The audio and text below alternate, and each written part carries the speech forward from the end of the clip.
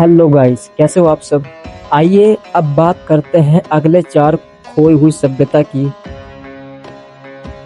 ये अब बात करते हैं the lost city of Cleopatra, जो कि इजिप्ट की हेराक्लियन सिटी में है। कम से कम 16 वर्षों से समुद्र में डूबा फिरौन का खोया हुआ शहर मिस्र में अलेक्जेंड्रिया के समुद्री तट पर पाया गया है।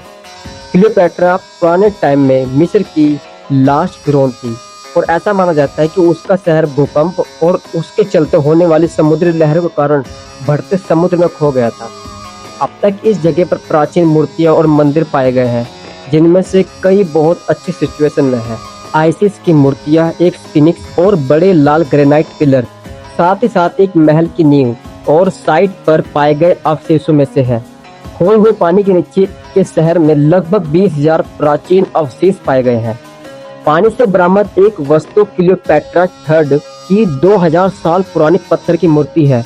एक टोलेमिक रानी लेकिन मिस्र की देवी आइसिस के रूप में चित्रित की गई है और एक ऐसी शैली भी गढ़ी गई है जो मिस्र और ग्रीक दोनों सौंदर्य शास्त्र को जोड़ती है। खोजों से पता चलता है कि थोनिस मिस्र और हेराक्लियन ग्रीक एक ही शहर थे। क्लियोपेट्रा ने टोलेमिक राजवंश के समय में शासन किया, जिसने लगभग 305 ईसा पूर्व से 30 ईसा पूर्व तक मिस्र पर शासन किया। आइए अब बात करते हैं ओलोस सिटी, जो क्रेते आइलैंड में मौजूद है। क्रेते आइलैंड की सीमा एक प्राचीन डूबे हुए मिनोअन शहर से लगती है, जो कभी मिनोअन सभ्यता का हिस्सा था।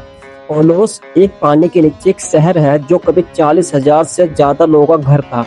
माना जाता है कि 5वीं और 2वीं शताब्दी ईसा पूर्व के बीच ओलोस अपने चरम पर था, जो प्राचीन क्रेते के आसपास पनपने वाले लगभग 100 मिनोअन शहरों में से एक था। हालांकि कोई नहीं जानता कि ओलोस का वास्तविक में क्या हुआ, लेकिन ऐसा माना जाता है कि ये धीरे धीरे बढ़ते समुद्र के लेवल के कारण डूब गया। ये ध्यान रखना दिलचस्प है कि क्रेते का पूर्वी तट समुद्र में डूब रहा है, जबकि पश्चिमी तट धीरे धीरे बढ़ रहा है। क्रेते धीरे धीरे लेकिन निश्चित रूप से पश्चिमी की ओर पलायन कर रहा है, मूव कर रहा है। ये प्राकृतिक घटना 4वीं शताब्दी ईस्वी के आसपास शुरू हुई और ओलोस के डूबने के लिए जिम्मेदार हो सकती है। ये अब बात करते हैं ऐसे शहर की जो कि फुक्सेन झील के अंदर डूब गया था। फुक्सेन झील जो कि चाइना में मौजूद है। फुक्सेन झील अब तक खोजे गए सबसे दिलचस्प पानी के नीचे के शहरों में से एक है। इस झील से हजारों साल पुराने एक खोए हुए शहर के बारे में कई कहानियां सामने आई हैं। खुदाई के बारे में कुछ नहीं लिखा गया है, लेकिन जो पता चला है वो ये है कि प्राचीन काल से कई खोज हुई है। यूनान स्टेट जो कि साउथ वेस्ट चीन में है, उसमें कई कहानियां हैं जो डूबे हुए शहरों के बारे में बात करती है।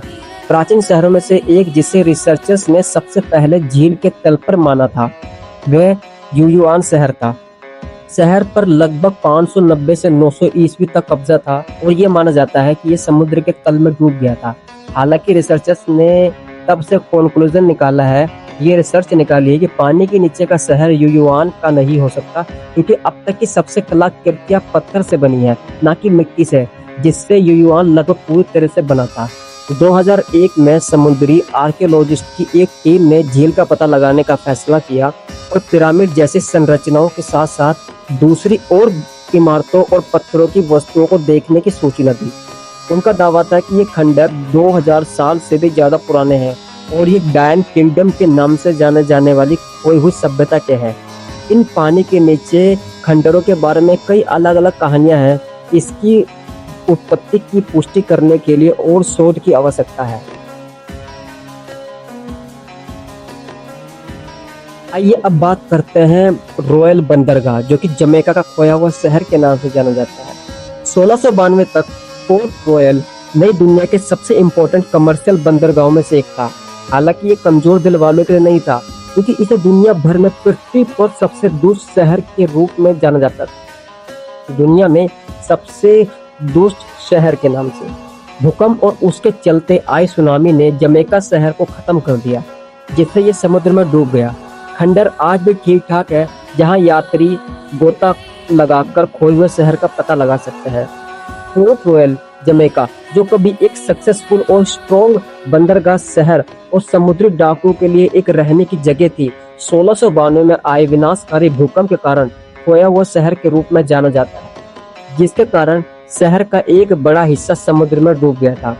विकिपीडिया के अकॉर्डिंग भूकंप और उसके बाद आए सुनामी और आग के कारण शहर को छोड़ना पड़ा और किंगस्टन जमैका की नई राजधानी के रूप में उभरा। आज पोर्ट रॉयल ऐतिहासिक और आर्कियोलॉजिस्ट का एक रिसर्च करने की सही जगह है, जिसमें डूबे हुए खंडर जो गोताखोरों और रिसर्चर्स के लिए आकर्षित करते हैं।